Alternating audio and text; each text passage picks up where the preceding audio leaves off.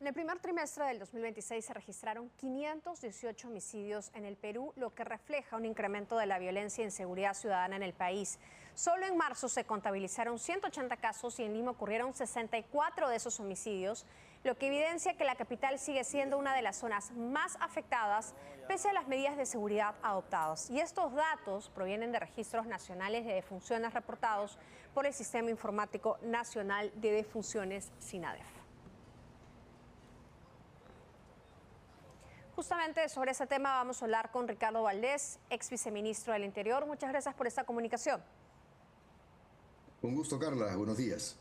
Buenos días, señor Valdés. Bueno, ¿qué opina usted acerca de lo que está ocurriendo en nuestro país? Que en este primer trimestre ya son 518 las personas que han fallecido. Esos son datos de SINADEF, ¿no? Para el gobierno Sí. ha descendido en 10% supuestamente estos crímenes por inseguridad ciudadana. ¿Cómo tomar eso? Bueno, definitivamente hay aquí una contradicción entre lo que establecen nuestras autoridades y lo que estamos viendo en los propios reportes. Hay que decir que durante el gobierno de Gerí se estableció un centro, digamos, de coordinación interinstitucional para tener justamente ideas claras con relación a la cantidad de muertes. No solamente está el SINADEF, también está el CIDPOL, y hemos también escuchado al comandante general de la policía comunicándonos que ya él no va a comunicar las cifras de la policía y que solamente que nos concentremos en los datos oficiales. Yo no entiendo por qué sus datos no son oficiales, pero estamos en ese problema. Lo que sí es cierto es que estas 500 muertes están marcando, digamos, corroboran la tendencia en el año 2025 en que veníamos incrementando las muertes por 100.000 habitantes en 10,4 fue lo que se estableció el año pasado. Ajá. Y eso nos puede llegar a 4.000 muertos al año, y eso es lo que posiblemente ocurra este 2026. La tendencia va lamentablemente al alta año tras año. No hay ninguna medida, Exacto. a pesar de estos planes que están indicando el gobierno que existen en estos momentos. Sí, lo que pasa es que la reacción que está teniendo, que ha tenido en este año y los años anteriores, los diferentes ejecutivos que hemos tenido, ha sido la misma, es decir, los estados de emergencia. Y los estados de emergencia que suponen control territorial pueden ser eficientes para la criminalidad común, para bajar la victimización del robo en calle, pero no son efectivos para efectos ni de extorsión ni de sicariato, que es lo que está a la base de este incremento de los asesinatos. Y esto solamente se resuelve con tecnología, investigación criminal, en fin, ya eso se ha dicho hasta el cansancio, pero vemos que no hay mucho interés por parte del Ejecutivo en dotar de presupuesto adicional. El Plan Nacional de Seguridad Ciudadana, que hace poco ha formulado el actual presidente Balcázar, dice claramente que no vamos a contar con presupuesto adicional. Eso está en el artículo 6 del Decreto Supremo. Por lo tanto, no podemos esperar mejoras en la investigación criminal en la medida que no exista una redirección de montos importantes para dotar de tecnología a la policía y, en fin, y hacer lo que toca, investigación criminal profunda y establecer las conexiones para saber quiénes son los que están detrás.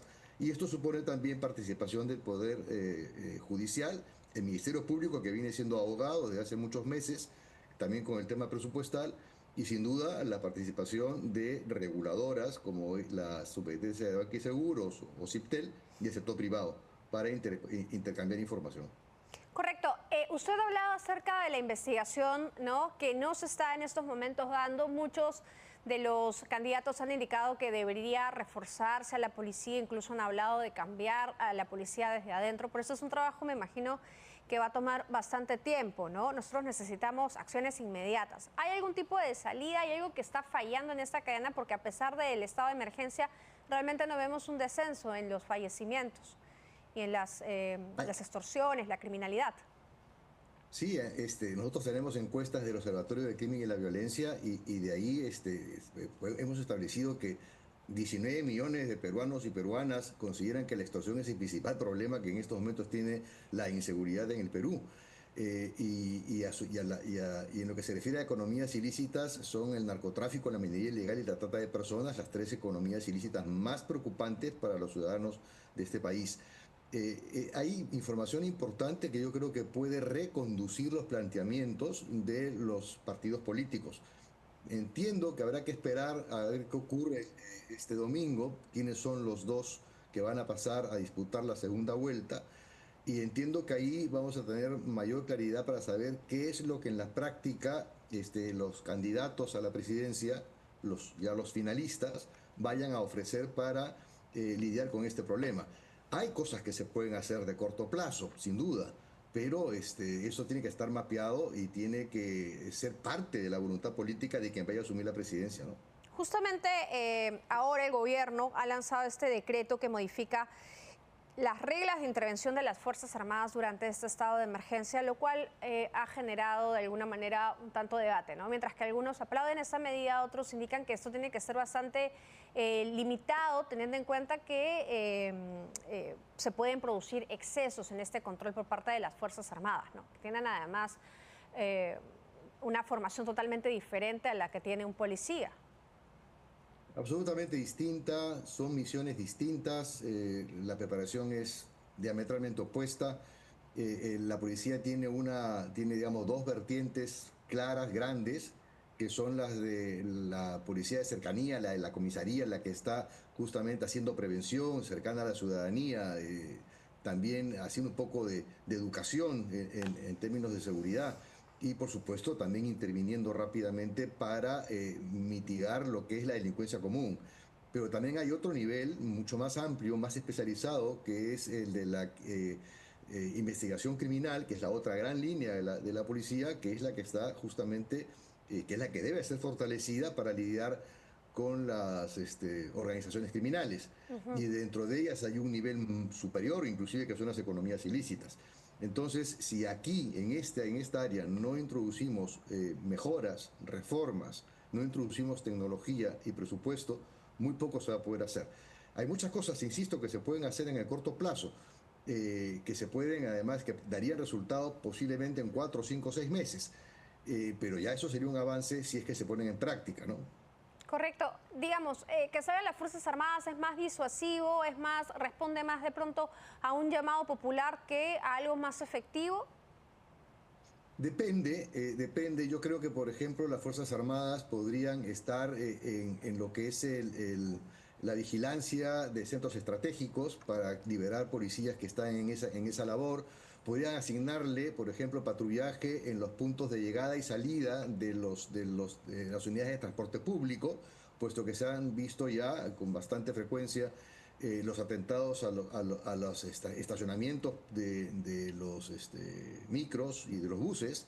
Entonces se le podría asignar tareas muy concretas y específicas, pero patrullaje, detenciones, intervenciones en la vía pública, disparar en un fusil tiene un alcance mortal de 1 kilómetro, entonces, y eso atraviesa, digamos, muchísimas paredes de nuestras precarias viviendas, ¿no? Sobre todo en los conos, en los barrios marginales. Entonces, no es, digamos, la principal solución que debe darse para a este tema, ¿no? O sea, el incremento de los homicidios tiene una razón, la base de ese incremento de homicidios son las extorsiones, y hay que lidiar con cada tipo de extorsión por separado. No es lo mismo la extorsión que se produce por el cobro de cuotas o cupos que la extorsión del gota a gota. Son estrategias distintas que la extorsión del escopetazo que proviene de los penales. Cada una de esas tipos de extorsión tiene medidas de corto plazo que se podrían implementar si es que existiera la voluntad política para hacerlo. En estos momentos siento que no hay una visión sistémica. Claro. Están de salida y tampoco hay una visión sistémica de los candidatos por todo lo que he escuchado. No están viendo la conexión entre criminalidad común, organizada y economías ilícitas. Y eso es lo básico, lo principal. Y no están distinguiendo. Mire, hay más de 390 tipos penales en el Código Penal. Son delitos. O sea, son más de 390 delitos tipificados en nuestro código. Cada uno de ellos requiere también, hay que hacer obviamente un ranqueo, hay que clasificarlos, hay más importantes y otros menos importantes. Pero inclusive dentro del propio tipo de extorsión hay diferencias. Y requiere además de unidades policiales no estancadas, no como estancos me refiero, sino que estén integradas en lo que teníamos con la DIVIAC, que es la División de Delitos de Alta Complejidad. Entonces, donde teníamos intervenciones de diversos policías de investigación que tenían diversas técnicas de investigación y que tenían recursos para eso. ¿Y ahora Eso ya se ha no? perdido. Ah, ¿por No, qué se eso se perdió? desactivó. Se desactivó, claro, se desactivó como consecuencia de, en fin, de la labor que, la presión que hicieron congresistas al Ejecutivo, y el Ejecutivo se sentía muy incómodo con las investigaciones que estaba desarrollando la DIVIAC en lo que era la corrupción en el poder. Claro. Entonces fue desactivado, ¿no? Correcto. Este grupo especial que ahora también se ha, digamos, anunciado, ¿no es cierto?, de la policía, ¿qué tendría que tener para que pueda de alguna manera bajar estos índices de extorsión que está sufriendo la población en estos momentos? La policía en este caso tiene que trabajar muy de la mano con el Ministerio Público y además con el Poder Judicial. Es decir, la base de esto, una es el control de las comunicaciones de las organizaciones criminales. Y esto se hace en el marco legal con intervención del Ministerio Público y del Poder Judicial. Con esta información que se sale del control de las comunicaciones, ya se avanza mucho en establecer un mapeo de los contactos y de saber quién es quién dentro del mundo criminal para tipos específicos de crímenes, ¿no? Por ahí se empieza y tenemos que reforzar todo el sistema de interceptación legal de las comunicaciones.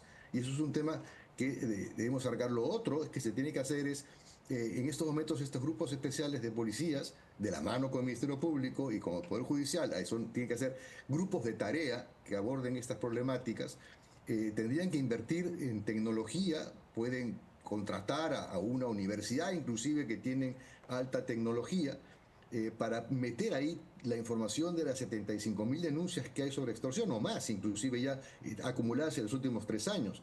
Y con esa información empezar a cruzar la data que salga de ahí, es decir, los números telefónicos que se repiten, los horarios, el tipo de extorsión que está siendo reiterada, etcétera. Entonces, eso es parte de la investigación, usando la inteligencia, no solamente humana, sino también la inteligencia artificial, la Big Data, también se puede empezar a hacer cruces y a modelar las diferentes modalidades de crimen. Y esto hay que repetirlo por cada una de las modalidades criminales que están agobiando al país. Entonces Es un hay un trabajo, camino a claro. seguir. Hay un Es un camino. trabajo que, como usted refiere, se necesita voluntad política para hacerlo y al parecer ya le tocará al próximo presidente. Yo creo que sí. Muchas gracias, señor Valdés, por esta comunicación y por habernos dado esta información. Con gusto, Carla. Hasta pronto. Bien, nosotros 10:20 vamos a continuar. Les vamos a hablar de lo que va a ocurrir en los próximos días, porque